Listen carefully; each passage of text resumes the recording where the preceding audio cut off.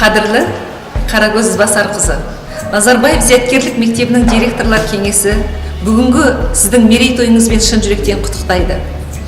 Қазақстан Республикасының орта білім жүйесін дамытуда Шымкент қаласындағы физика, математикалық бағытындағы мектептің қосып жатқан үлесі шексіз. Сіздей білгір маманмен, сіздей көшбасшымен, сіздей әріптеспен бірге істегенімізге біз өте қуаныштымыз. Шығар биіктеріңіз, алатын асуларыңыз бұдан да биік болсын дегіміз келеді.